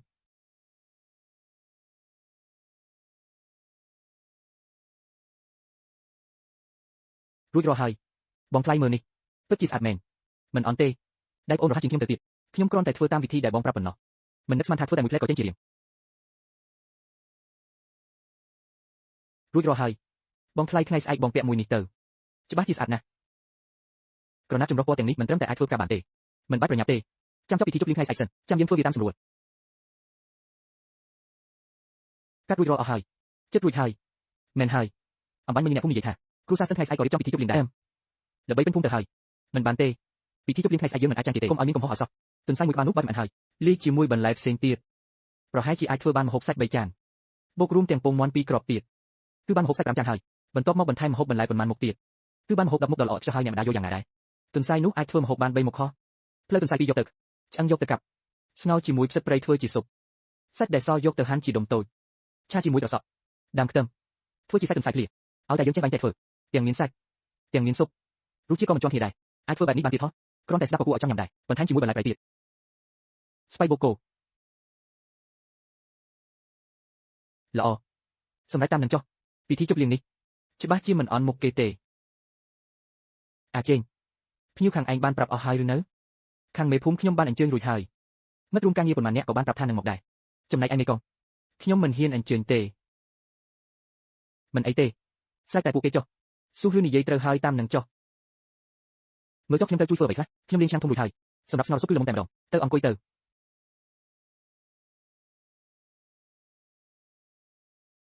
នេះគឺការពីយប់មិញខ្ញុំបានប្រាប់គេឲ្យទុកឲ្យបងថ្លៃស្រីទឹកនំនេះអាចប្រើបែបនេះបានទៀតហ៎ទឹកនំនេះគឺជារបស់ល្អអាចជួយដល់សំណើមដល់ស្បែកខ្យល់នៅជីដែនបក់ខ្លាំងស្បែកនេះនឹងស្ងួតដូច្នេះត្រូវតែបន្ថែមជាតិទឹកទោះបីជាមិនល្អដូចគ្រឿងសម្អាងថ្លៃទោះបីជាមិនល្អដូចគ្រឿងសម្អាងថ្លៃទោះបីជាមិនល្អដូចគ្រឿងសម្អាងថ្លៃ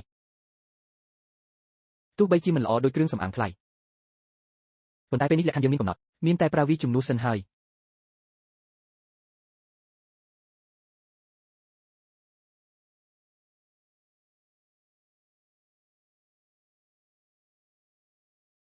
រួចរាល់ហើយអូនមើលទៅយ៉ាងម៉េចដែរមើលទៅសំទេស្អាតណាស់មុខមាត់នៅតែជាបងថ្លៃដែរតែមានអារម្មណ៍ថាប្លែកខុសពីមុននេះទើបតែចាប់ដើមទេចាំថ្ងៃមកពេលមានរបស់គ្រប់គ្រាន់នឹងអាចតែងខ្លួនឲ្យស្អាតជាងនេះទៀតតោះ ខ្ញុំនឹងបងថ្លៃនឹងជីប្រទេសមួយជុំភូមិសិនដើម្បីជម្រាបសួរចាស់ទុំក្នុងភូមិរួចចាំត្រឡប់មកសំពះផ្ទឹមវិញពិធីជប់លៀងពិធីទោះជាសាមញ្ញតែមិនអាចឲ្យបាត់បង់កិត្តិយសឡើយផ្លូវទន្សាយទុកសិនអានឹងត្រូវយកទៅឆ្អិនយកមកឲ្យខ្ញុំយកទៅស្ងោរស៊ុបសិតលៀងឲ្យស្អាតបន្តិច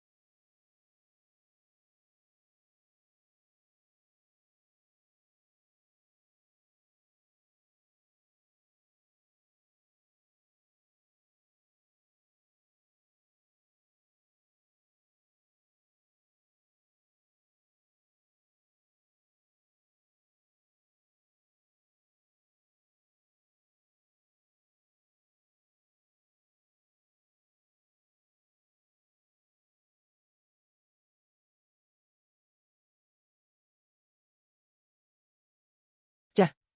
កូនក្រមុំចេញមកហើយ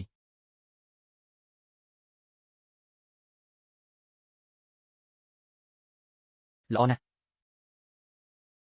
កូនក្រមុំនេះពិតជាស្អាតមែនកូនប្រសាផ្ទះខ្ញុំនេះពិតជាមានមុខមាត់មែនតោះទៅ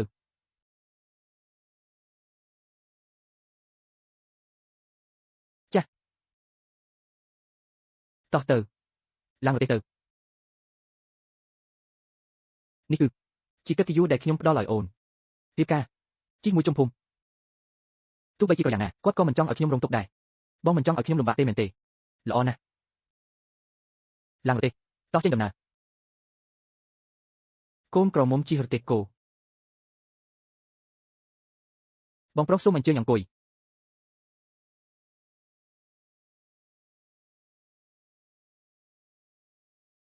នេះជាការរៀបចំរបស់គ្រួសារសៀវមែនទេពិតមែនមានទាំងរទេះគោទៀតផង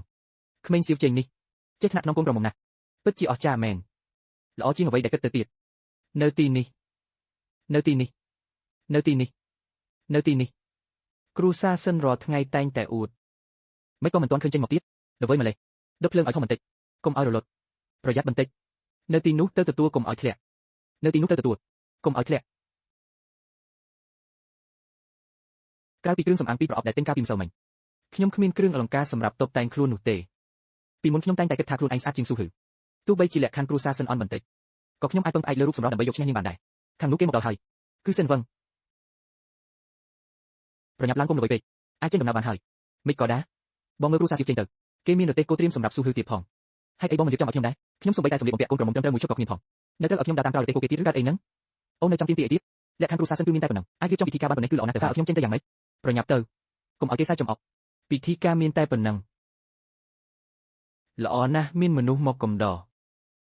មានអារម្មណ៍ថាម៉េចដែរ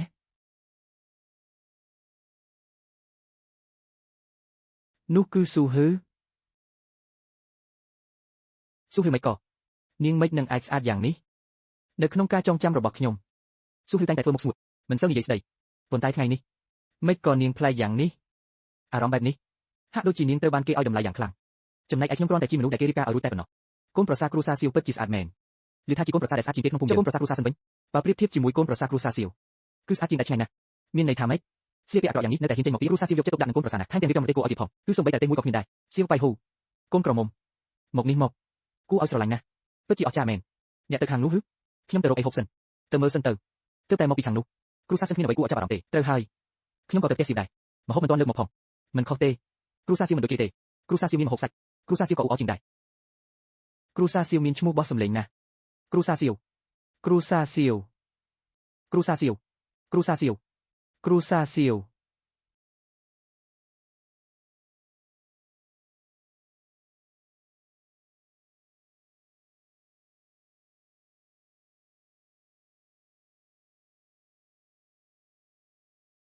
មកពីគ្រូសាស្ត្រសៀវគ្រូសាស្ត្រសៀវគ្រូសាស្ត្រសៀវអ្នកគឺអ្នកមិនបានឃើញមុខទេកូនក្រមុំពិតជាស្អាតមែនសម្លៀកបំពាក់កូនក្រមុំពណ៌ក្រហមនេះពិតជាស្អាតឲ្យកូនក្រមុំយើងកាន់តែមានមន្តស្នេហ៍ថែមទៀតកូនប្រសាគ្រូសាស្ត្រសៀវចេញពិតជាស្អាតពីកំណើតមែនកូនក្រមុំតុបតែងខ្លួនបានស្អាតណាស់ប្លែកភ្នែកមែនពីមុនមិនដែលឃើញទេមុខមាត់ក៏ស្រស់ស្អាតមើលទៅគួរឲ្យស្រឡាញ់ណាស់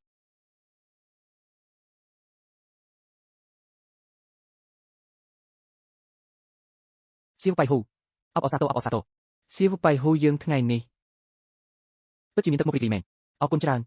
ថ្ងៃនេះមិនបាច់ក្រែងចិត្តទេសូមអញ្ជើញចូលអង្គុយអ្នកទាំងអស់គ្នាមកដល់ហើយប្រញាប់ចូលមកអង្គុយមកខ្ញុំនាំអ្នកទាំងអស់គ្នាទៅមើលកូនប្រសាថ្មីខ្ញុំក៏ចង់ទៅមើលដែរឮថានាងមានរូបរាងស្រស់ស្អាតណាស់ខ្ញុំមិនទាន់ហួសពេលទេមែនទេ ខ្ញុំសុំច្បាប់ពីខាងនោះហើយដើម្បីមកទីនេះដោយតបអបអសាទរអបអសាទរក្មេងតូចអរគុណច្រើនអ្នកខាងនេះអ៊ូអរណាស់ខាងគ្រូសាសិនហាក់ដូចជាស្ងាត់ជ្រុងបន្តិចហើយនៅទីនេះនិយាយបាន2-3ម៉ាត់អរគុណមិនបាច់និយាយទេត្រូវត្រឡប់ទៅកន្លែងយើងវិញហើយធ្វើម៉េចទៅទាំងសងខាងសុទ្ធតែជាមេកងទើបឡើងថ្មីគ្រូសាពួកគេទាំងពីរក៏ធ្លាប់ធ្វើការជាមួយគ្នាអ្នកណាគូទៅមើលទៅក្រោយមិនអាចប្រមាថអ្នកណាមួយបានទេអ្នកណាទៅដឹងខ្ញុំទៅគ្រូសាស៊ីមុនដើម្បីអង្គុយលេងមួយផ្លែតរួចចាំទៅគ្រូសាសិនតាមក្រោយដើម្បីរក្សាទំនាក់ទំនងល្អទាំងសងខាងអ្នកណាក៏មិនអាចបន្ទោសខ្ញុំបានដែរខ្ញុំនឹងធ្វើតាមពូសិនដែរថ្ងៃនេះត្រូវតែទៅចូលរួមជាចាំបាច់សិនវឹងក៏ជាយុវជនមានអនាគតភ្លឺស្វាងម្នាក់ដែរត្រូវតែឲ្យមុខមាត់គេបន្តិចថ្ងៃក្រោយងាយស្រួលនិយាយគ្នាសៀវចេញនឹងសិនវឹងសុទ្ធតែជាកូនចៅដែលខ្ញុំបណ្ដុះបណ្ដាលមកថ្ងៃក្រោយនៅសង្ឃឹមពឹងពួកគេឲ្យជួយការងារច្រើនទៀតមួយរយៈនេះខ្ញុំទទួលបានដំណឹងមួយថ្នាក់លើមានបំណងជ្រើសរើសមេកង5នាក់ដើម្បីដំឡើងឋានៈជាមេបញ្ជាការរងក្នុងស្ថានភាពបែបនេះខ្ញុំមិនចង់មានចំនួនជាមួយអ្នកណាទេនៅត្រូវការពួកគេឲ្យជួយការងារទៀតត្រូវតែចេះបែងចែកឲ្យដាច់ស្រឡះគ្រូសាស៊ីវចិត្តទូលីណាម្ហូបនេះគឺឆ្ងាញ់ត្រូវមាត់តែម្ដងគឺជារសជាតិដែលខ្ញុំចូលចិត្តសាកមួយម៉ាត់ទៀតមើលសាច់នេះរាងស្វិតបន្តិចមិនឆ្ងាញ់ដូចសាច់ផុយដែលងាយទំពានោះទេប៉ុន្តែវាមានរសជាតិឆ្ងាញ់ណាស់ពងមាន់ជានេះក៏ទន់ឆ្ងាញ់ដូចមានទឹកហូរចេញមកអញ្ចឹងសូម្បីតែបន្លែព្រៃដែលយកមកធ្វើក៏ឆ្ងាញ់ខុសធម្មតាដែរឆ្ងាញ់ណាស់ពិធីជប់លៀងរបស់គ្រូសាស៊ីវរៀបចំបានល្អណាស់ត្រូវហើយអ្នកសាកម្ហូបនេះមើលគេធ្វើវាបានឆ្ងាញ់ណាស់អ្នកណាថាម្ហូបសាច់នេះឆ្ងាញ់ណាស់ខ្ញុំមិនតាំងពីម្សិលមិញមកម្លេះធ្លាប់បានហូបម្ហូបឆ្ងាញ់តាំងពីយូរហើយក៏បានចាប់ទន្សាយមកទៀតថ្ងៃនេះពួកយើងក៏មានសំណាងបានហូបដែរពិតមែនហើយថ្ងៃក្រោយត្រូវតែឲ្យអូនថ្លៃបញ្ចេញស្នាដៃឲ្យបានច្រើនពួកយើងក៏នឹងបានហូបម្ហូបឆ្ងាញ់កាន់តែច្រើនដែរកូនប្រសាថ្មីនេះពិតជាមានសមត្ថភាពមែនថែមទាំងអាចចាប់ទន្សាយបានទៀតបងប្រុសមានសាច់ខ្លាញ់ស្រាហើយពិតជាមានសំណាងមែនអ្នកអាចហូបបានមួយចានទឹកទៀតហើយខ្ញុំហូបបានមួយចានទឹកទៀតហើយថ្ងៃនេះពិធីជប់លៀងគ្រូសាស៊ីវពិតជាធ្វើឲ្យមានមុខមាត់មែនត្រូវហើយមានសាច់ច្រើនណាស់តាមមើលទៅខាងមេភូមិប្រហែលជាមកដល់ហើយតែងតែចង់បានរបស់ល្អពីអ្នកដទៃគ្រូសាស៊ីវពិតជាធ្វើបានល្អណាស់មិនបាច់រងចាំទេខាងគ្រូសាស៊ីវគេកំពុងតែហូបចុកសប្បាយហើយថែមទាំងមានម្ហូបសាច់ដល់ទៅ4មុខទៀតផងដើមឡើយខ្ញុំគិតថាការរៀបចំពិធីជប់លៀងនៅថ្ងៃតែមួយទោះបីមិនអាចយកឈ្នះគ្រូសាស៊ីវបានក៏គួរតែប្រហាក់ប្រហែលគ្នាដែរតែមិននឹកស្មានថាម្ដាយក្មេកខ្ញុំនេះកំណាញ់ម្លេះសោះសូម្បីតែមុខមាត់ជាមូលដ្ឋានក៏មិនព្រមរក្សាទុកដែរម្ហូបតែប៉ុន្មានមុខបែបនេះកាលពីមុនសូម្បីតែអ្នកបម្រើក្នុងភូមិព្រឹកក៏មិនខ្ជិះហូបផងតែគេបែរជាយកមកទទួលភ្ញៀវទៅវិញសូម្បីតែខ្ញុំមិនបាច់ទៅមើលក៏ដឹងថាគ្រូសាសិនយើងបានខ្លាចជាទីសាច់ចំអកគេបាត់ទៅហើយស្អីគេហ្នឹងនេះមិនមែនជាពាក្យចាំអារ៉ាមពីគ្រូសាស៊ីទេនៅក្នុងពិធីជប់លៀងគ្រូសាស៊ីមានសុទ្ធតែម្ហូបសាច់ដល់ទៅ4មុខឯណោះខ្ញុំក៏រៀបចំត្រឡប់ទៅផ្ទះវិញដែរអាហារពេលព្រឹកខ្ញុំទៅហូបនៅមុខផ្ទះគ្រូសាស៊ីនៅទៅហូបទៀតហ៎ទៅគេមិនទាំងបានអញ្ជើញអ្នកផង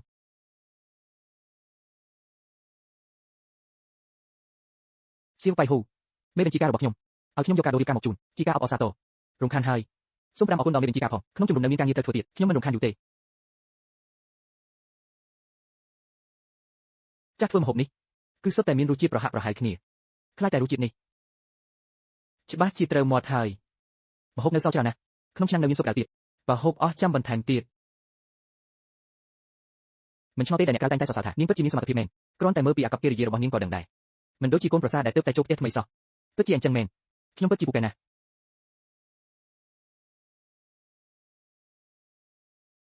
មិនឃើញមានរបស់អ្វីឆ្ងាញ់សោះសមជាគ្រូសាទាហាននៅជីដែនមែនអន់បែបនេះដែលដំបងគិតថាមានឋានៈស្មើគ្នាយ៉ាងហោចណាស់ក៏គួរតែមានអ្វីដែលអាចប្រកួតប្រជែងបានដែរតែឥឡូវនេះមិនត្រឹមតែមិនអាចយកឈ្នះគ្រូសាស៊ីបានទេតែជាត្រូវគេសាចំអកទៅវិញថ្ងៃនេះខ្ញុំក៏រៀងមិនសូវស្រួលខ្លួនដែរអញ្ចឹងខ្ញុំសូមលាទៅមុនហើយខ្ញុំក៏ត្រូវត្រឡប់ទៅមើលកូនដែរខ្ញុំមានការងារត្រូវធ្វើទៀតបងប្រុសឯងនេះវាអីគេហ្នឹងខ្ញុំខំចំណាយលុយតែបើជាមិនបានការសរសើរអីមួយម៉ាត់សោះពិតជាចិញ្ចឹមមិនរមើលកូនមែនស្ដាយលុយខ្ញុំណាស់ឃើញទេខ្ញុំធ្លាប់ប្រាប់ហើយថាមិនបាច់រៀបចំពិធីជប់លៀងនឹងស្វៀងអាហារទេដើមឡើយផ្ទះយើងក៏គ្មានអ្វីច្រើនដែររៀបចំអញ្ចឹងមើលទៅសមជាពិធីដែរនៅហ៊ាននិយាយទៀតមិនមែនខ្ញុំប្រាប់ឲ្យរៀបចំពិធីនេះឲ្យបានល្អទេមើលនេះនាងរៀបចំស្អីគេហ្នឹងមុខមាត់ត្រូវនាងធ្វើឲ្យបាត់បង់អស់ហើយបើខ្ញុំមកតើឲ្យគេហូបអីខ្ញុំក៏ចង់រៀបចំម្ហូបឆ្ងាញ់មួយទៅធម្មតាតែវាគ្មានលុយតើឲ្យខ្ញុំធ្វើម៉េចតើអ្នកណាឲ្យលុយខ្ញុំទិញម្ហូបក្នុងផ្ទះមានលុយតែប៉ុណ្ណឹងលើកនេះខ្ញុំយកមកចែកអស់ហើយសម្រាប់រៀបចំពិធីនេះតើឲ្យខ្ញុំធ្វើម៉េចទៀតនេះជាកំហុសរបស់ពួកឯងមែនទេថ្ងៃនេះខ្ញុំហត់នឿយមួយថ្ងៃពេញហើយទើបតែបានសម្រាប់ទេខ្ញុំរវល់តាំងពីព្រលឹមទល់ព្រលប់សូម្បីតែដកដង្ហើមក៏មិនចង់ទាន់ផងចង់ឲ្យខ្ញុំហត់ស្លាប់មែនទេបើដឹងថានាងជាកូនប្រសាច្បងរបស់គ្រូសាស្ត្រទីជប់លៀងនេះគួរតែជានាងដែលរៀបចំទៅតែរៀបចំសម្រាប់នាងគឺនាងជាអ្នកគួរតែរៀបចំដោយខ្លួនឯងបើមិនអាចរៀបចំបានតើអ្នកណាគេមករៀបចំបងប្រុសកិច្ចការក្នុងផ្ទះអញចាត់ចែងខ្លួនឯងទៅខ្ញុំរវល់ការងារក្រៅផ្ទះការងារក្នុងផ្ទះប្រកួតខ្ញុំទុកចិត្តនាងត្រូវចេះធ្វើតាមខ្ញុំបងថ្លៃមិនឆាប់រៀបចំឲ្យបាន Mấy có ởខ្ញុំជាអ្នករៀបចំនាងនេះពិតជាទៅឲ្យបងខ្លាយស្រីជាអ្នកធ្វើការអ្នកចេញទៅក្រៅមើលសិនទៅមានគ្រួសារណាដែលកូនប្រសាថ្មីធ្វើការច្រើនយ៉ាងនេះចេះខ្មាស់គេទៅម្យ៉ាងទៀតនាងទៅមើលគ្រួសារស៊ីទៅគេមិនបានបណ្ដោយឲ្យកូនប្រសាធ្វើការពេញមួយថ្ងៃទេអ្នកបម្រើជួយរៀបចំធ្វើស្អីនឹងបើមិនអញ្ចឹងទេឲ្យនាងត្រឡប់ទៅផ្ទះនាងវិញធ្វើមិននឹងអាចមិនបានហូបបាយខ្ញុំត្រូវតែហៅនាងមកហូបបាយតតែបានខ្ញុំក៏ជាមនុស្សមានអំណាចម្នាក់ដែរនាងគ្រាន់តែជាអ្នកបម្រើនាងទៅនិយាយជាមួយគេចុះខ្ញុំមិនខ្វល់ទេចង់ធ្វើអីធ្វើទៅយូរហើយសៀវបៃហ៊ូពិតជាមានសំណាងមែនអាចុនកូនទៅរៀបចំទៅយីកយកចានទៅទុកក្នុងផ្ទះបាយទៅខ្ញុំទៅមើលស៊ុបដែលសល់ក្នុងឆ្នាំងបន្តិចទុកវាយកមកហូបម្ដងទៀតកុំឲ្យខ្ជិះខ្ជាយ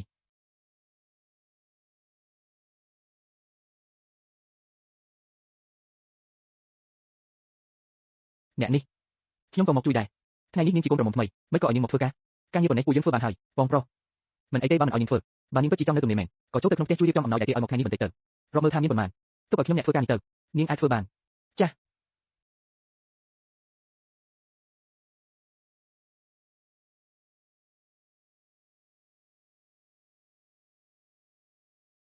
ដល់ម៉ោងហូបបាយហើយថ្ងៃនេះនាងជាកូនប្រសាថ្មីហូបមុនគេទៅអរគុណអ្នកម្ដាយថ្ងៃនេះពិតជាបានហូបម្ហូបឆ្ងាញ់ពេញមាត់ហើយត្រូវហើយយូរណាស់មកហើយមិនដែលបានហូបម្ហូបសាច់ច្រើនបែបនេះទេនេះមិនមែនដោយសារស្នាដៃបងខ្លាយទេបើមិនមែនដោយសារបងខ្លាយចាប់ទន្សាយបានទេតើបានហូបឆ្ងាញ់ទាំងនេះមកពីណាបងខ្លាយពិតជាពូកែជាងគេមែនអ្នកមើលខ្ញុំធ្វើអីហ្នឹងនាងមិនមែនជាកូនប្រសាថ្មីទេខ្ញុំក៏តែងតែចង់ថ្ងៃមុខខ្ញុំនឹងការពារនាងខ្ញុំក៏នឹងខិតខំរស់នៅជាមួយអ្នកឲ្យបានល្អដែរ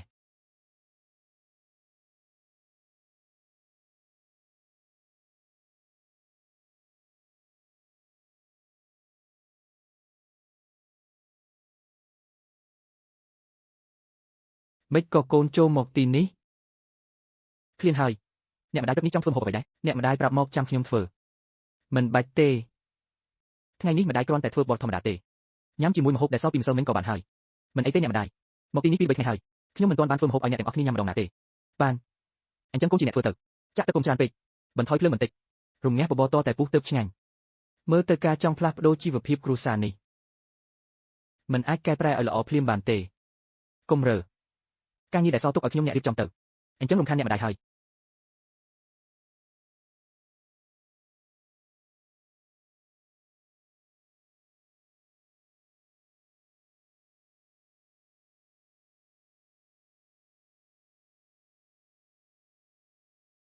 ខ្ញុំប្រើប្រាស់ធម្មពលប្រព័ន្ធឈើមួយចំណែកតូច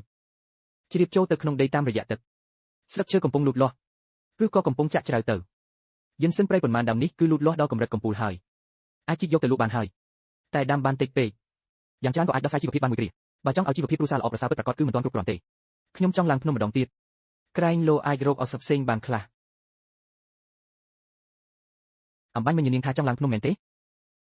បើឲ្យនាងចូលព្រៃតែម្នាក់ឯងខ្ញុំមិនទុកចិត្តទេបងធំក៏នឹងទៅដែរខ្ញុំក៏ទៅដែរមិនអាចទុកឲ្យបងខ្លាយស្រីទៅតែម្នាក់ឯងទេលើកមុនសំណាងល្អដែលមិនមានគ្រោះថ្នាក់លើកនេះចូលទៅជ្រៅបន្តិចមានសៀវចេញទៅជាមួយគឺមានសុខភាពជាងបានអញ្ចឹងទៅជាមួយគ្នាទៅ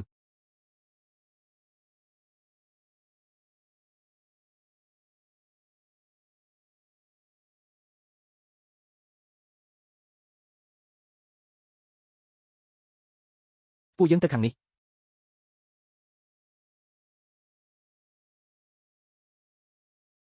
កន្លែងនេះពីមុនសំបីតែខ្ញុំក៏មិនដែលមកដែរប្រហែលជាមានបន្លែព្រៃច្រើនគិតបានល្អណាស់សមត្ថភាពរកបន្លែព្រៃរបស់បងខ្លាយស្រីពិតជាអស្ចារ្យមែនបងធំទុកឲ្យបងបេះទៅសំលៀកបំពាក់ខ្ញុំ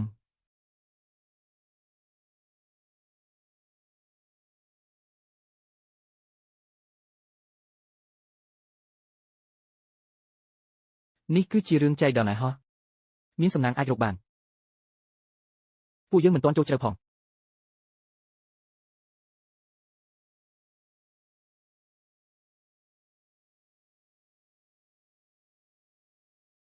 ខ្ញុំចង់ចូលទៅខាងក្នុងបន្តិចទៀត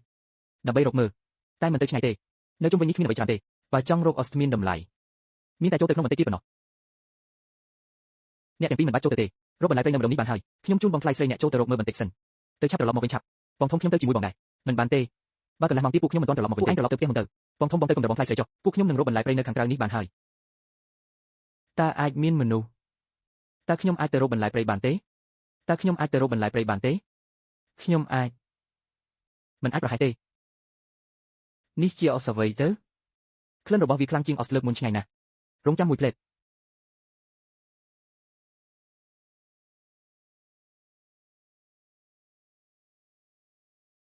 យិនសិនថែមទាំងអាយុកាលមិនតិចឆ្នាំទេបើយកទៅដាំនៅផ្ទះមួយរយៈទៀតអាយុកាលប្រហែលជាអាចកើនឡើងថែមទៀតមានរឿងអីនេះគឺយិនសិនប្រហែលជាមានអាយុកាល60ទៅ70ឆ្នាំហើយយិនសិននាងថានេះគឺយិនសិនហ៎ឆាប់ឡើងជួយខ្ញុំកាយដីខាងនេះចេញបន្តិចកុំឲ្យប៉ះពាល់ដល់យិនសិនអត់សោះ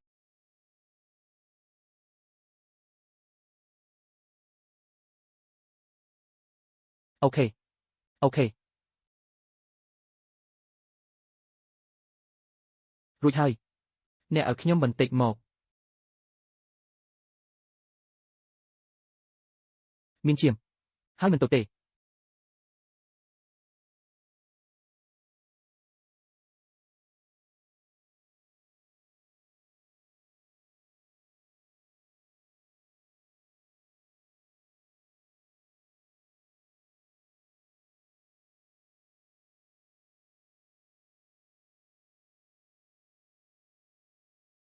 ល្អ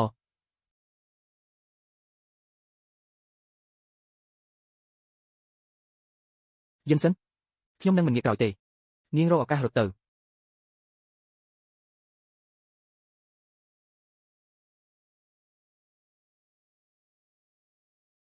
ខ្ញុំមិនអាចទុកគ្រោះថ្នាក់ឲ្យសៀវចេញតែម្នាក់ឯងទេវាឃើញខ្ញុំហើយមិនអាចឲ្យវាមានជីវិតទៅទៀតទេ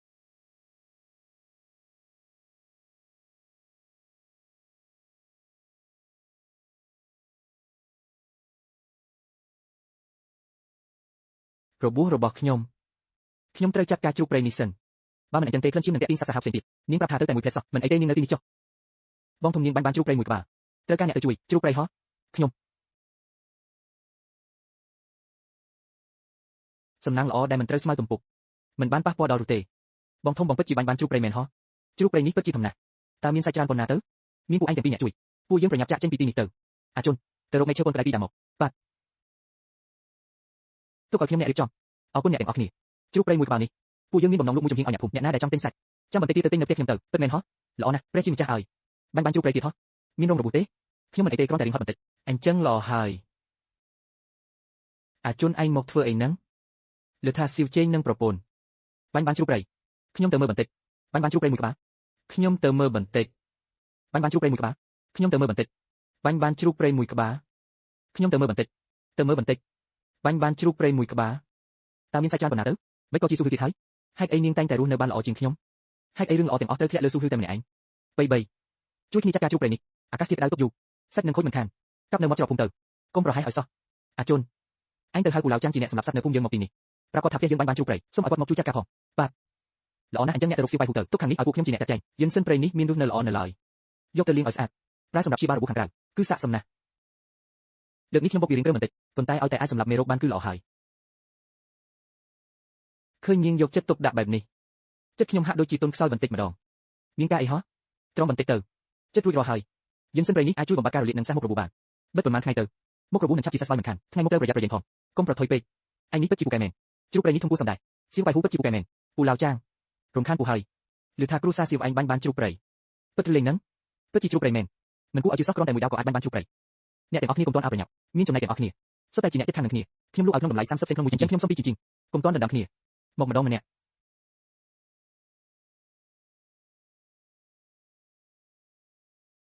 ចូលព្រៃលើកនេះមិនត្រឹមតែបានជ្រូកព្រៃទេថែមទាំងលក់បានប្រាក់មិនតិចទៀតផងមកអង្គុយចុះទាំងអស់គ្នាពួកយើងមកគិតលុយមើលបន្តិចលក់បានប្រហែលជា150ជាងសរុបគឺ4800សេន4800សេនអញ្ចឹងមិនស្មើនឹងប្រាក់ជា4ដំណឹងហើយមែនទេគឺសុទ្ធតែជាសំណាងនាងហើយជានាងដែលនាំសំណាងមកឲ្យគ្រូសាសៀវរបស់យើងបើគ្មានសៀវចេញទៅជាមួយខ្ញុំក៏បានត្រឹមតែជួយកិច្ចការបន្តិចបន្តួចទុកសាច់ជ្រូកពីរដុំនេះយកទៅជូនមេបញ្ជាការទោះបីគាត់មិនព្រមទទួលយកប្រាក់ក៏ដោយតែគាត់បានឲ្យអំណោយធំយ៉ាងនេះមកថែមទាំងមិននៅហូបបាយទៀតផងស្ដាប់តាមនាងចុះអាជុនឯងមកតាមខ្ញុំដើម្បីចាត់ការសាច់ដែលសោះនេះត្រូវទុកឲ្យបានយូរប្រឡាក់អំបិលទុកពីរបីថ្ងៃសិនទុកសាច់មួយដុំនេះសម្រាប់ស្ងោរស៊ុបបងថ្លៃបងបំរុងនឹងធ្វើអ្វីទៀតហ្នឹងធ្វើសាច់បន្ទាប់មកធ្វើស៊ុបឆ្អឹងមួយឆ្នាំថែមបន្លែពីរមុខទៀតសាច់បងថ្លៃបងចេះធ្វើដែរហ៎ឈ្ងុយណាស់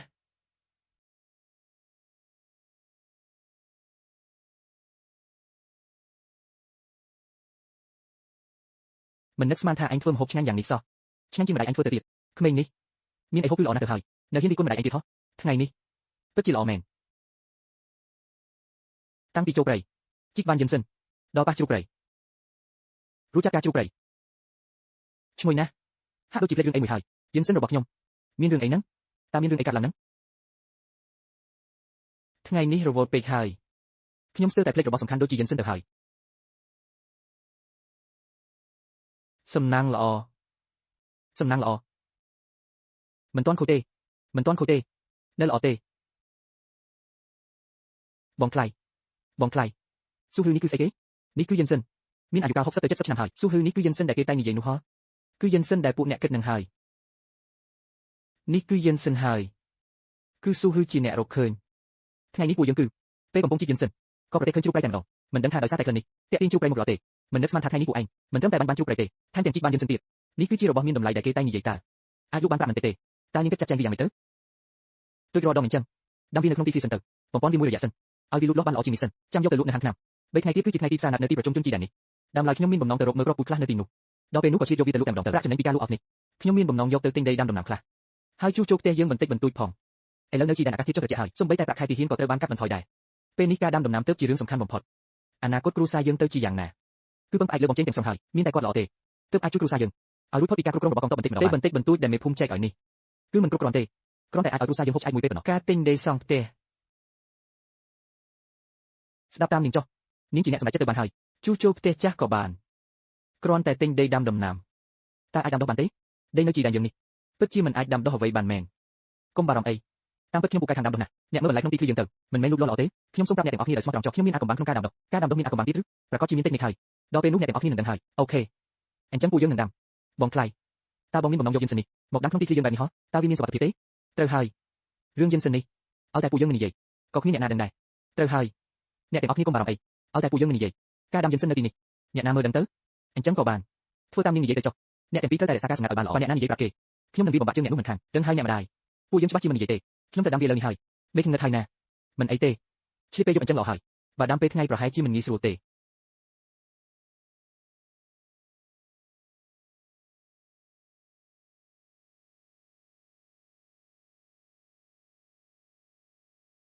ដាំរួចហើយត្រឡប់ទៅសម្រាប់វិញទៅចាស់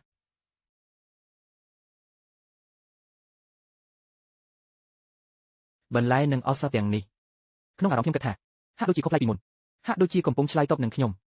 ល្អណាស់បំពន់វារយៈពេល2ថ្ងៃសិនស្ថានភាពរបស់យិនសិនដាំនេះប្រហែលជានឹងកាន់តែល្អប្រសើរឡើងមិនខាននាងក្រោកពីព្រលឹមម្លេះអ្នកម្ដាយអរុនសួស្ដីភ្ញាក់ហើយក៏ក្រោកមកអញ្ចឹងខ្ញុំទៅរៀបចំអាហារពេលព្រឹកសិនហើយខ្ញុំជួយសំណាងល្អដែលរីករាយចាត់ចែងកូនប្រសាឲ្យគ្រូសាសៀវបើមិនអញ្ចឹងទេមនុស្សដូចសៀវជេងប្រហែលជានៅពុំម៉ាយអស់មួយជីវិតហើយមានរឿងអីហ្នឹងកំពុងហូបបាយសុកសោះមិនក៏សម្លឹងមើលខ្ញុំបែបនេះឬក៏បន្ទោសដែលខ្ញុំហូបច្រើនពេកមិនមែនទេនាងហូបទៅខ្ញុំឆ្អែតហើយអូខេអាជុនអាហ្វៀពួកអញជួយរៀបចំចាំបន្តិចទៀតយើងទៅចំការបាទនាងក៏ទៅដែរយ៉ាងណានាងនៅផ្ទះក៏គ្មានការងារអីធ្វើដែរអ្នកម្ដាយខ្ញុំក៏ទៅដែរដើម្បីទៅមើលស្ថានភាពដីចំការគ្រួសារយើងខ្ញុំអាចធ្វើបានអ្នកម្ដាយខ្ញុំក៏ចង់ជួយដែរអញ្ចឹងក៏បានតែនាងកុំប្រឹងធ្វើការខ្លាំងពេកចាស់ហើយក៏សម្រាប់សិនទៅ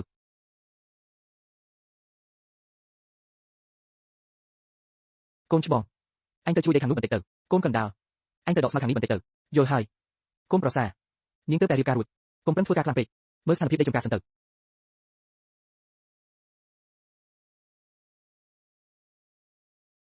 នេះជានរណាគេ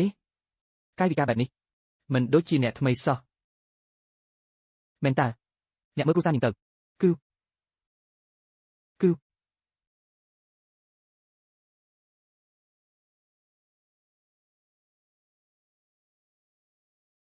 ថ្ងៃយ៉ាងធ្វើបានល្អណាស់មិនអន់ទេ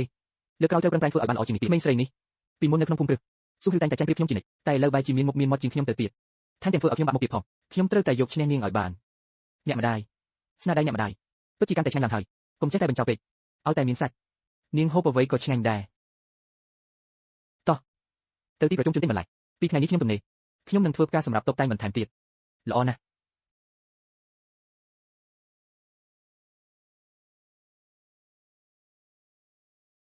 អ្នកម្ដាយអាហ្វៀមកជួយខ្ញុំបន្តិចមកមានការអីហ៎អ្នកទាំងអស់គ្នាមើលក្រណាត់តូចទាំងនេះទៅពួកយើងបែងចែកវាទៅតាមពណ៌នីមួយពណ៌ដូចគ្នាដាក់នៅជាមួយគ្នាក្រណាត់តូចបែបនេះតើអាចធ្វើអ្វីបានទៅដូចជាការតូចនៅលើក្បាលខ្ញុំនេះគឺសុទ្ធតែធ្វើចេញពីក្រណាត់តូចទាំងអស់លាងសម្អាតឲ្យបានស្អាតអូខេបោះចុងក្រណាត់ចូលក្នុងសិនកុំឲ្យឃើញគែមវានេះមិនពិបាកទេគ្រាន់តែត្រូវដេរឲ្យល្អិតបន្តិចនេះត្រូវបត់ឲ្យចេញជារាងសិនរួចទុកចន្លោះសម្រាប់ដេរខ្សែ អាហ្វៀមកនេះសាក់ពាក់មើលសិនពិតមែនតើពាក់ទៅមើលទៅស្រស់ស្អាតណាស់បងថ្លៃខ្ញុំគិតថាក្មេងស្រីនៅទីប្រជុំជនច្បាស់ជាចូលចិត្តមិនខានក្រណាត់តូចនេះអាចធ្វើបានច្រើនណាស់រើសពណ៌ដែលស្អាតសិនទៅក្មេងស្រីមិនចូលចិត្តខ្សែចុងសក់ទេក្រណាត់ផ្កាយកមកធ្វើការបូកតូចពណ៌ស្រាលយកមកធ្វើស្រទាប់ខាងក្នុងបានអញ្ចឹងធ្វើប៉ុន្មានទៀតមកមើល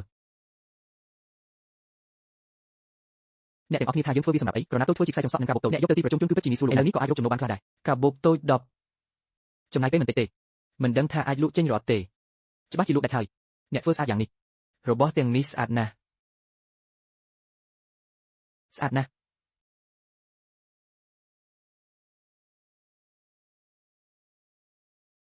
ពួកយើងប្រញាប់រកកន្លែងល្អមួយទៅ